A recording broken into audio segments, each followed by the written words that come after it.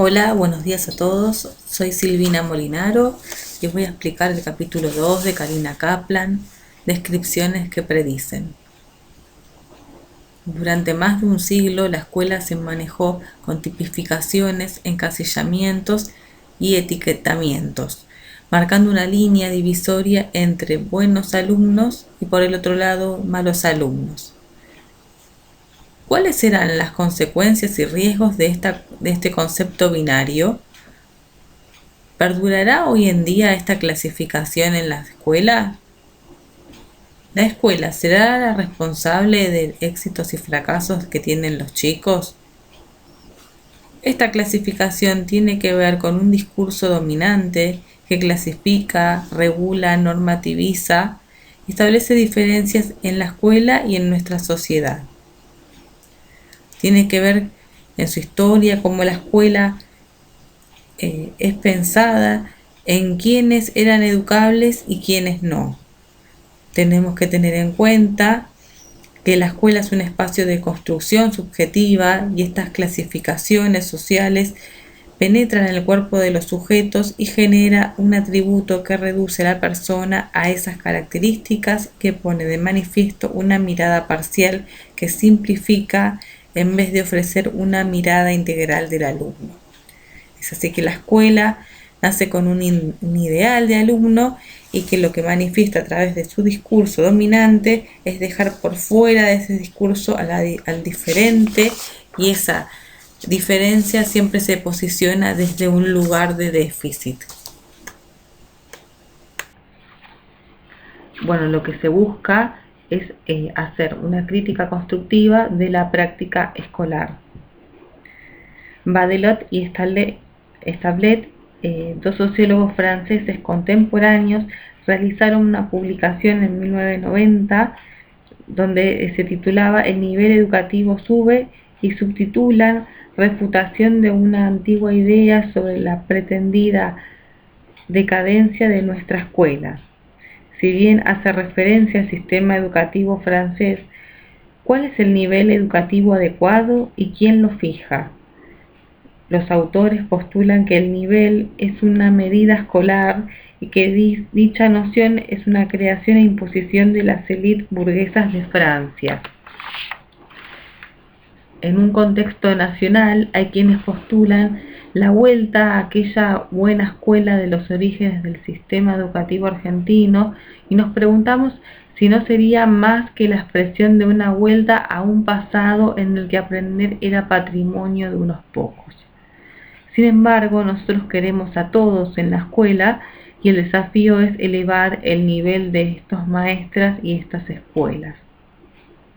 La democratización de la escuela debe ir acompañada y promocionada por una decisión política de controlar la calidad de la educación que se imparte, y esto implica asumir un compromiso por parte de todos. ¿Cuáles serán los factores de éxito o fracaso escolar? ¿Será el nivel sociocultural, los contenidos pedagógicos, los objetivos o propósitos de la escuela, los códigos que maneja, el lugar y el contexto donde vive el chico, las relaciones familia-escuela, vivienda, comida y vestimenta? Muchas veces los docentes tendemos a hacer cargo a variables externas de nuestros logros alcanzados y el de nuestros estudiantes, como los responsables, pero esto nos lleva a evitar nuestra autorresponsabilidad, y así se van construyendo etiquetas según las expectativas positivas y negativas de los alumnos, y estas representaciones no pertenecen a un maestro de manera individual, sino que tienen una génesis u origen social. Al clasificar a los alumnos, los maestros toman en cuenta determinados rasgos distintivos de los mismos y deja de lado otras características de acuerdo a su propia estructura perceptiva. Las categorías que usa el maestro para describir a los alumnos son considerados como asociados a esquemas de lo que Pierre Bourdieu denomina hábitus. Pareciera que hay algunas cuestiones homólogas que comparten los maestros por el hecho de ser tales. Esta idea tiende a dar una imagen estática de las prácticas y de los perfiles docentes. Hablará entonces de patrones en común y de matices individuales en las versiones de los docentes acerca del mundo escolar. Las categorías dependen entonces de las características del maestro y de las condiciones históricas y sociales. Otro aspecto importante es que los chicos van formando un concepto de sí mismo y una autovaloración a través de las expectativas que le transmiten o suponen que sus maestros tienen de ellos como grupos y en lo personal de cada uno. El maestro debe comunicarle que él puede, que uno espera lo mejor de él. Ojalá nuestros chicos y grandes comprendan que no se hace bueno o mal alumno. No es un problema que no se da, sino que se trata de las oportunidades educativas y de puntos de partida sociales que no fueron iguales para todos los chicos.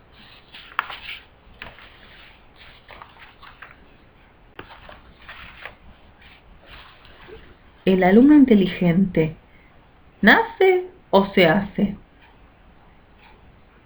La inteligencia será una característica de los alumnos altamente valorados por nuestros maestros. Pero, ¿es una propiedad inmodificable, innata, o bien se refiere a una cualidad modificable construida? En el primer caso, la inteligencia estaría fuera del alcance efectiva del maestro. Nos coloca ante la denominada ideología de los dones naturales, pero en el segundo caso la inteligencia se presentaría como una cualidad modificable en virtud de la interacción, es decir, que esta clasificación tendría algún efecto en términos de expectativas anticipadas. De tal familia, tal alumno, el entorno sociofamiliar parecen ser percibidos por nuestros maestros como una dificultad que presenta el alumno en su aprendizaje. Puede atribuirse a su pertenencia de clase, lo cual nos plantea un dato inmodificable, inmutable del alumno. Existe una importante tradición en investigación que intenta analizar la relación origen social del alumno, desigualdad del rendimiento escolar, teniendo en cuenta factores objetivos externos a la escuela y factores subjetivos como el nivel de aspiración, las orientaciones y sus propias expectativas de logro. Y por último, algunos alumnos son más presentables que otros. El hábito corpóreo no aparece como significativos en la percepción de los maestros. Según Martin, suministra el sistema de indicios a través de los cuales es reconocido o desconocido un origen de clase.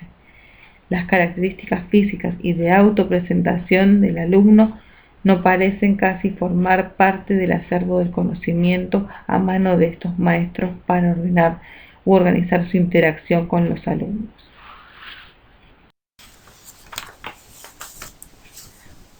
Bueno, en esta filmina lo que estamos mostrando son resultados de una segunda instancia de investigación, ¿sí? Son constructos bipolares, por eso dice conservador, callado, inteligente, no inteligente, prolijo, desprolijo, creativo, no creativo, buena conducta, conducta regular. Bueno, en matemática le cuesta. Esto permite construir la relación entre las tipificaciones y expectativas del maestro, el tipo de interacción que mantienen maestro y alumno en el aula y el rendimiento efectivo de estos últimos. Esta filmina la voy a retomar un poco más adelante.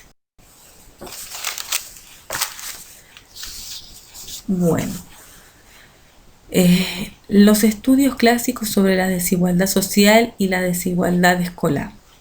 Estas teorías buscan vincular los factores sociales con los resultados educativos.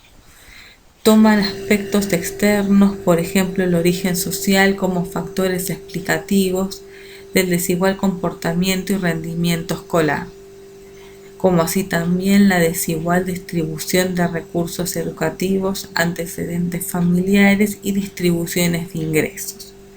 Pero poco nos reinforman acerca de cómo opera y por qué se produce esta relación. La tradición del efecto Pigmalión consiste en analizar cómo la expectativa de su persona tiene sobre el comportamiento de otra puede convertirse en una predicción con respecto al rendimiento o sobre el coeficiente intelectual de los alumnos. Esto quiere decir que las expectativas del maestro se pueden cumplir aun cuando no guarden ninguna relación con la realidad. Y por último, los aportes de la sociología interpelativa.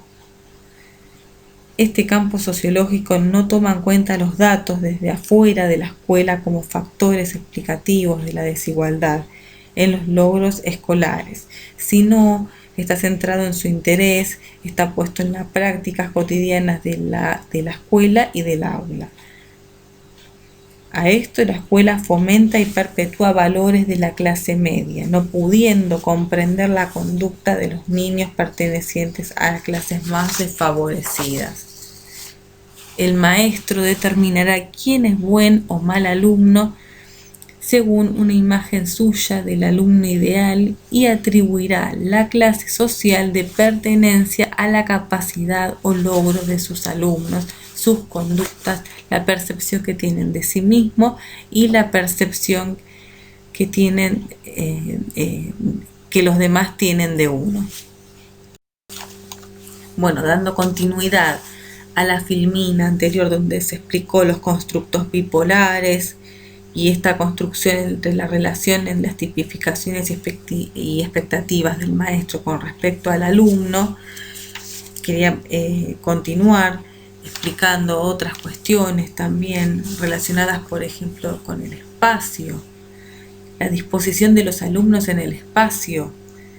¿Qué significa esto? Esta ubicación no define un espacio físico, pero sí un espacio simbólico, y esto Foucault lo expresa en su obra Vigilar y Castigar. Afirma que la disciplina individualiza los cuerpos por una localización que no los implementa, pero los distribuye y los hace circular en un sistema de relaciones de acuerdo al lugar que cada uno ocupa según la clasificación que tengamos por parte del docente.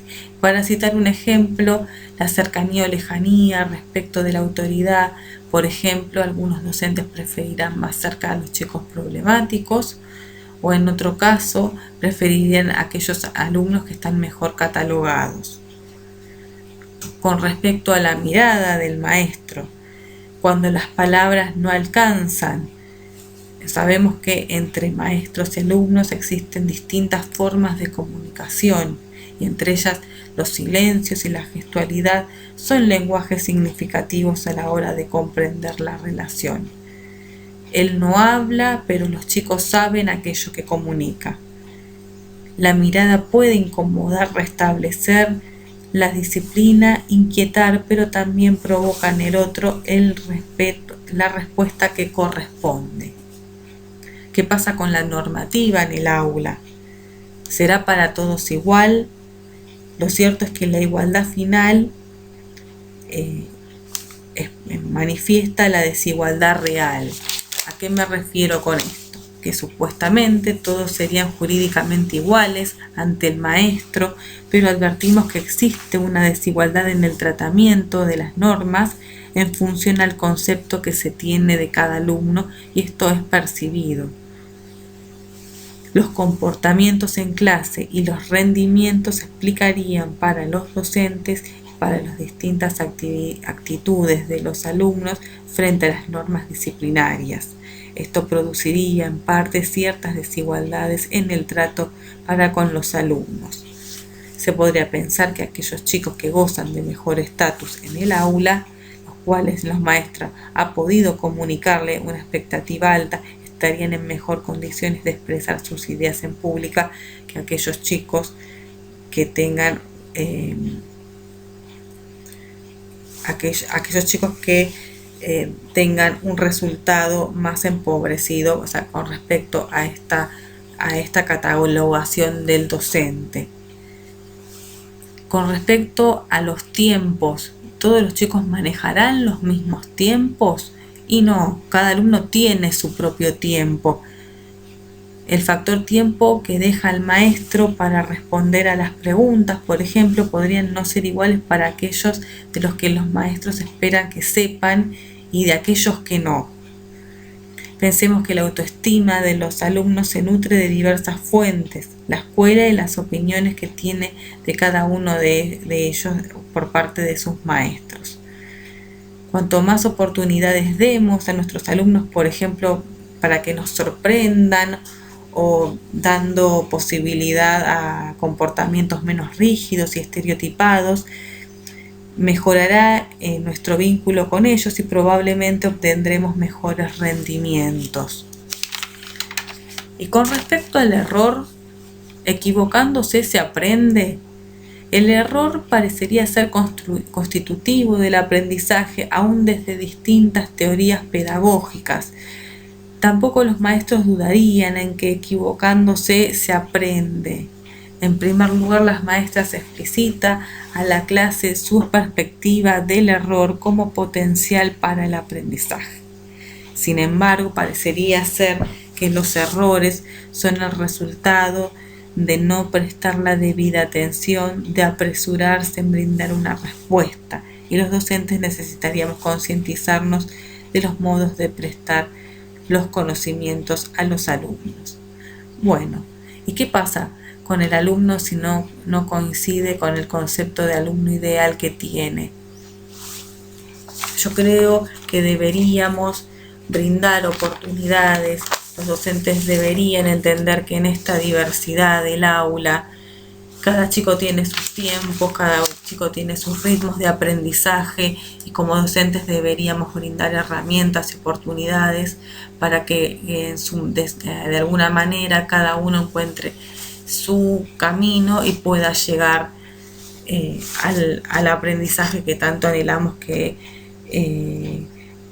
adquieran. Creo que esa es la reflexión. Y bueno, también es muy importante no construir a partir de etiquetas una mirada simple, sino tener una mirada más integral, entender a este chico en su complejidad. Bueno, desde aquí yo finalizo esta reproducción. Espero que les sirva y muchas gracias por su tiempo y su atención.